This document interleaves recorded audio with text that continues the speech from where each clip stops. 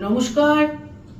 আগামী 2024 20th August বৃহস্পতি মৃগশিরা নক্ষত্রে সঞ্চার করবে। বৃহস্পতি এই মুহূর্তে রয়েছে বৃষ রাশিতে। বৃষ রাশির রোহিণী নক্ষত্র অতিক্রম করে বৃহস্পতি মৃগশিরা নক্ষত্রে সঞ্চার করবে এবং এখানে বৃহস্পতি 9 অক্টোবর বক্র গতিতে যাবে এবং তারপর 28 নভেম্বর বক্র গতি থেকে পূর্ববর্তী নক্ষত্র রোহিণী নক্ষত্রে বক্র গতিতে সঞ্চার করবে।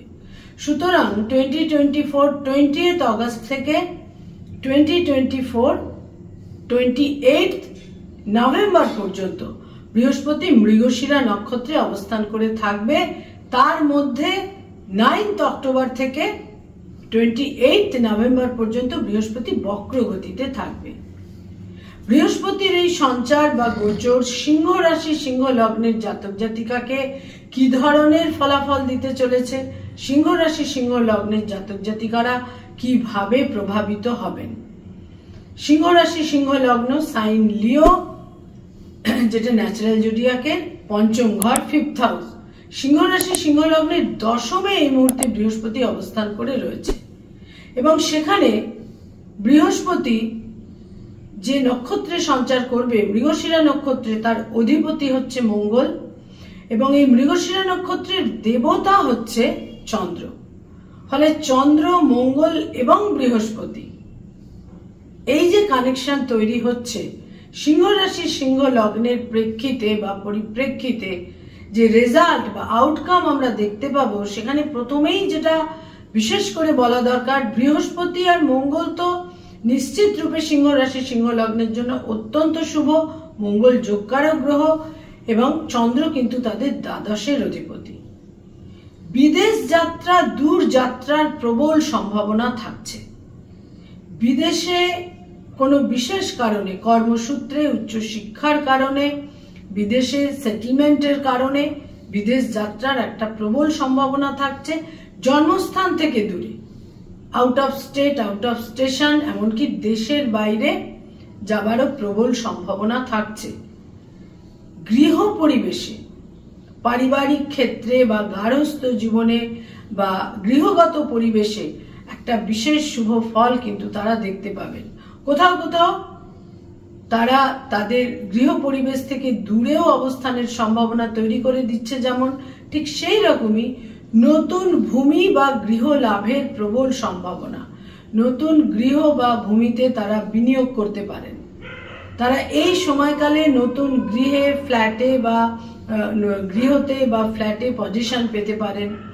সেখানে নতুন করে গৃহ প্রবেশ করতে পারেন, যেটাকে আমরা বলে থাকি গৃহ প্রবেশ করা। সেই গৃহ প্রবেশের সম্ভাবনা তৈরি হচ্ছে। এক্সিস্টিং যে গৃহ রয়েছে তার বাইরেও কোনো একাধিক গৃহ লাভেরও সম্ভাবনা রয়েছে।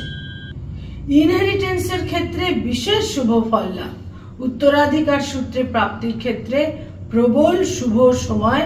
এই সময়কালে যাদের উত্তরাধিকার প্রাপ্তির ক্ষেত্রে কোনো ডিসপিউট, গোলযোগ, বাধাবিঘ্ন রয়েছে, সেখানে কিন্তু একটা অনুকূল ফেভারেবল সিচুয়েশন কিন্তু তৈরি হবে।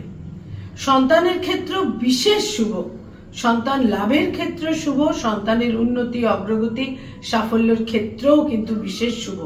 এবং বৃহস্পতি কিন্তু তাদের দশমে অবস্থান করে কর্মক্ষেত্রে, কর্মজীবনেও কিছু শুভ ফল নিশ্চিত রূপে দেবে। বিশেষ করে যারা কোনো অধ্যাপনার কাজ বা শিক্ষকতার কাজ করে থাকেন, তারা কিন্তু বিশেষ শুভ ফল পেতে চলেছেন। সিংহ রাশি এবং সিংহ লগ্নের জাতক জাতিকাদের আপার অ্যাবডোমেনের কোনো সমস্যা তাদের বিড়ম্বনায় ফেলতে পারে। আপার অ্যাবডোমেনে কোনো সার্জারি বা কোনো বিশেষ চিকিৎসার প্রয়োজন হতে পারে। এ ব্যাপারে কিন্তু বিশেষ সতর্কতা প্রয়োজন।